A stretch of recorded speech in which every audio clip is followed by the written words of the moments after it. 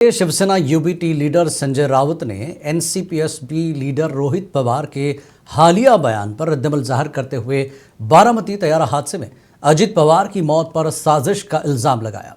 राउत ने सवाल उठाया कि क्या गैर जानबदाराना तहकीकात भी मुमकिन होगी, क्योंकि रियासत और मुल्क की पुलिस, मिशनरी, सीबीआई और इंटेलिजेंस ब्यूरो सभी बीजेपी के कंट्रोल में है। बात ऐसी है कि इन्वेस्टिगेशन एजेंसी इस एक्सीडेंट या षड्यंत्र का जांच कर रही है, लेकिन जिस प्रकार से सभी पूरे देश की और राज्य की पुलिस यंत्रणा, सीबीआई, आईबी, ये भारतीय जनता पार्टी के मुट्ठी में है, तो क्या निष्पक्ष जांच हो पाएगी? आज लोगों के मन में इतना संशय है ये एक्सीडेंट के बारे में, क्या ये एक्सीडेंट है या और कुछ हो गया है यहाँ, उस बारे में रोहित पवार ने जो प्रेजेंटेशन दिया है, उनके पवार फैमिली का एक महत्वपूर्ण सदस्य जो एमएलए है, उसने तो कल प्रेजेंटेशन दिया है कि किस प्रकार से ये हादसा हुआ और ये हादसा कम और ये कुछ उसके पीछे षड्यंत्र है, इस प्रकार के एविडेंस सामने लाए हैं। तो उस बारे में देश के गृह मंत्री ने सोचना चाहिए और पवार फैमिली, जो खास करके डिप्टी सीएम सुनेत्रा पवार और उनके बेटे ने जो कल पीएम से मिले हैं या होम मिनिस्टर से मिले हैं, ये मांग करनी चाहिए। अजित पवार के तैयारा हादसे पर रद्दमल जाहिर करते हुए बीजेपी के एमएलए राम कदम का कहना है कि शिवसेना यूबीटी लीडर संजय राउत सुबह शाम बेबुनियाद बयानात देते रहते हैं। उन्हें मालूम होना चाहिए कि महाराष्ट्र के वज़ीर आला ने मामले की तहकीकात का हुक्म दिया है और डीजीसीए तहकीकात कर रहा है। तहकीकात मुकम्मल होने के बाद तमाम हक़ाइक़ सामने आ जाएंगे।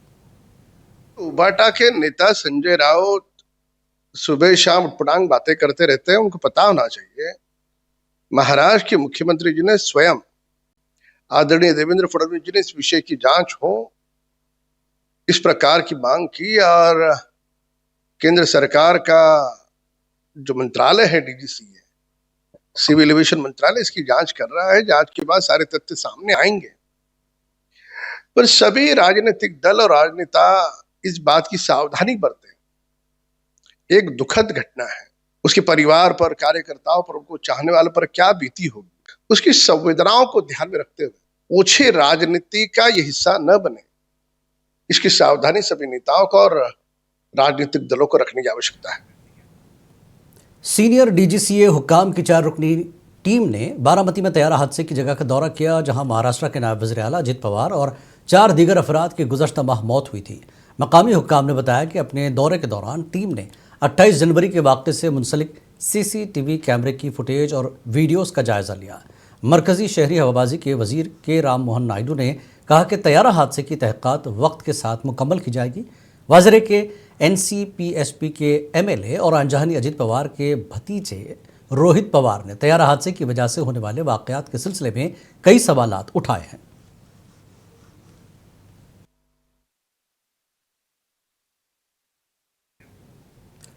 कांग्रेस के सीनियर लीडर नाना पटोले ने राहुल गांधी की जानिब से मुल्क को अमेरिका को फरोख्त करने के बयान पर अपना रद्दमल जाहिर किया।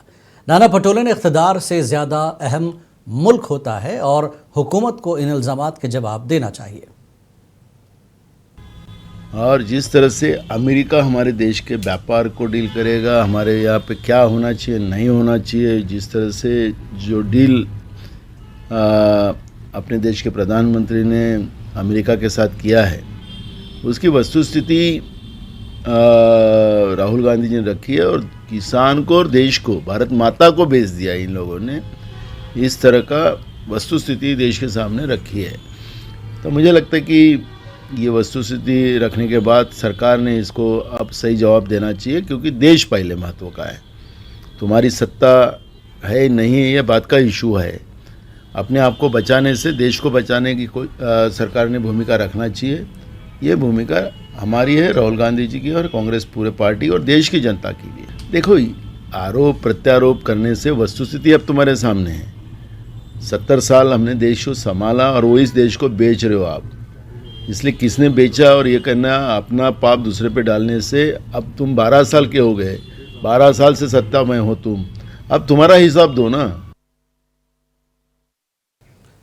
लाल किला हमले से जैश मोहम्मद को जोड़ने वाली अक़वाम मुत्तहिदा की रिपोर्ट पर कांग्रेस लीडर हुसैन दलवाई ने कहा कि ये बहुत खतरनाक है। अगर पाकिस्तान हमारे मुल्क में दहशतगर्दी फैला रहा है तो पाकिस्तान को किसी न किसी तरह सबक सिखाना चाहिए।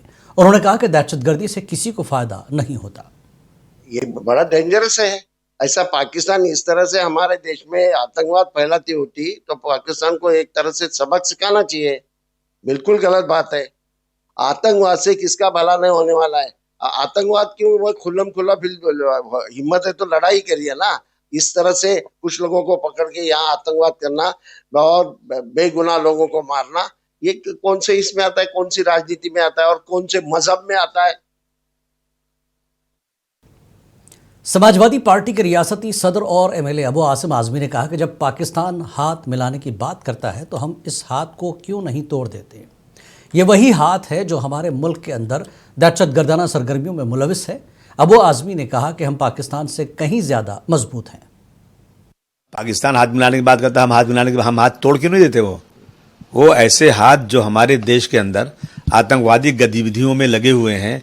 जिन्होंने कश्मीर में इतना बड़ा आतंकवादी हमला हुआ, उसके बाद भी हम पाकिस्तान से बहुत ज़्यादा मजबूत देश हैं। हम जब चाहें पाकिस्तान के साथ लड़ाई करके उसको बराबर कर सकते हैं। एआईएमआईएम के तर्जुमान वारिस पठान ने मुंबई की मेयर रीतू तावड़े को उनके हालिया बयानात पर तनकीद का निशाना बनाया। वारिस पठान ने कहा कि बहैसियत मेयर उन्हें मुंबई की तरक्की पर तवज्जो मरकूज करनी चाहिए। देखिए, बनी है मुंबई की मेयर बीजेपी की नहीं, ये आते ही इन्होंने नफरत फैलाना शुरू कर दिया। सबसे पहले वंदे मातरम जो नहीं बोला, इंटरनेशनल हो गया, उसके बाद में बांग्लादेशियों को हटाना। अरे मैडम जी, सेंट्रल गवर्नमेंट का काम है, आप मेयर है। हाँ, आपकी प्राथमिकता क्या है आपको पता है। आपने लोगों से जो वोट लिए, लोगों ने आपको वोट क्यों दिया। आपको मुंबई के बारे में सोचना है। जो 4 साल के बाद अब मेयर बनाए यहाँ पर, मुंबई के अंदर रास्ते पे खड्डे नहीं, खड्डे के ऊपर रास्ते बन गए हैं। यहाँ पर 15 मिनट बारिश आती है, ट्रेन ठप हो जाता है, ट्रैफिक खत्म हो जाता है। इसके बारे में आपके पास क्या नीति है, क्या पॉलिसी है आपके पास, क्या ड्रेनेज सिस्टम के लिए आप काम करने वाले हैं। मुंबई के अंदर पोल्यूशन बढ़ता जा रहा है। मुंबई की उच्च न्यायालय ने बीएमसी को फटकार भी लगाई थी। ये इतना जो कंस्ट्रक्शन चलता जा रहा है, इलीगल लीगल, उसके बारे में आपकी क्या पॉलिसी है, किस तरह से आप पोल्यूशन को कंट्रोल करेंगे। ये लोगों के स्वास्थ्य का सवाल है, इसके लिए आप क्या करने वाले, बस उसके बारे में इनको कुछ बोलना ही नहीं है। 75,000 करोड़ रुपए का जो बजट है मुंबई का, क्या आप ये बजट बांग्लादेशियों को निकालने में यूज़ करेंगे।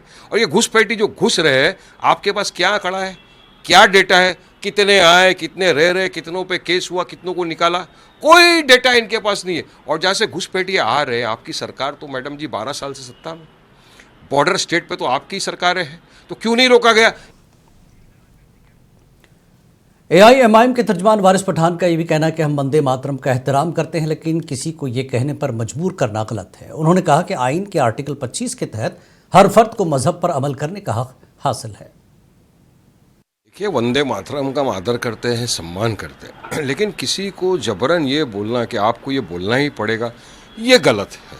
देखिए, संविधान ने आर्टिकल 25 ने इजाज़त दिया है राइट टू प्रैक्टिस रिलीजन का। हर शख्स को इजाज़त है, आप अपना रिलीजन प्रैक्टिस करो, हमारा रिलीजन प्रैक्टिस करें। मगर इसमें कुछ ऐसी पंक्तियां हैं जो एक मुसलमान के लिए सही नहीं है, एक प्रैक्टिसिंग मुसलमान के लिए सही नहीं है। देखिए, मुसलमान का क्या है, दीन ला इलाहा इल्लल्लाह मुहम्मदुर रसूलुल्लाह, there is only one God, Muhammad सल्लल्लाहु अलैहि वसल्लम is the messenger of God. हम अल्लाह के सिवा किसी और की वंदना नहीं करते। अगर फोर्स करना, सुप्रीम कोर्ट का एक जजमेंट है जस्टिस इमैनुअल केस के अंदर, आप उस जजमेंट को पढ़िए पहले, ये तो पढ़ते नहीं है जजमेंट। उसमें साफ तौर से लिखा है कि नेशनल एंथम जो जन गण मन है वो मैंडेटरी, और ये जो राष्ट्र सॉन्ग है, ये इसको आप नहीं पढ़ो तो भी वो नहीं है कुछ। वहाँ पर साफ तौर पर जब नेशनल एंथम पढ़ा जाता है, जन गण मन पढ़ा जाता है, हम दिल जान से पढ़ते हैं, दिल जान से खड़े होते हैं, सम्मान आदर के साथ हम पढ़ते हैं। लेकिन वहीं पर आप ये बोलो कि नहीं, ये आप नहीं बोले तो आप एंटी नेशनल, आप पैट्रियोटिक नहीं रहते, ये गलत है। आपको एक रिलीजन के साथ हमारी देशभक्ति का आकलन लगाने का किसने अधिकार दिया है। मैं अपना रिलीजन प्रैक्टिस करूंगा, आप अपना रिलीजन प्रैक्टिस करिए। मगर बीजेपी को तो नफरत फैलानी है, उनको किसी भी तरह से बस इस तरह के मुद्दे लाकर ध्यान भटकाना है। अब आप सुप्रीम कोर्ट की नहीं मानेंगे, संविधान की नहीं मानेंगे, आप अपनी धांधली करेंगे तो कैसा चलेगा बताइए मुझको। देखिए, मैं तो आदर कर रहा हूँ ना, मैं बोला, लेकिन जिसको पढ़ना है वो पढ़े। शिवसेना यूबीटी के कारपोरेटर सैयद इकबाल को कांग्रेस की हिमायत से परभनी शहर का मेयर मुंतखब किया गया है। उन्होंने बीजेपी हरीफ तिरुमला कलारी को 13 वोटों के फर्क से शिकस्त दी। इकबाल, जिनकी पार्टी ने गुज़श्ता माह परभनी सिटी म्यूनसिपल कॉरपोरेशन के इंतखाबात कांग्रेस के साथ इत्तेहाद में लड़े थे, 39 वोट हासिल किए। कांग्रेस कारपोरेटर गणेश देशमुख को परभनी का डिप्टी मेयर मुंतखब किया गया। कांग्रेस और शिवसेना यूबीटी ने 65 रुकनी पीसीएमसी के इंतखाबात के लिए कबल अज इंतखाब इत्तेहाद किया था।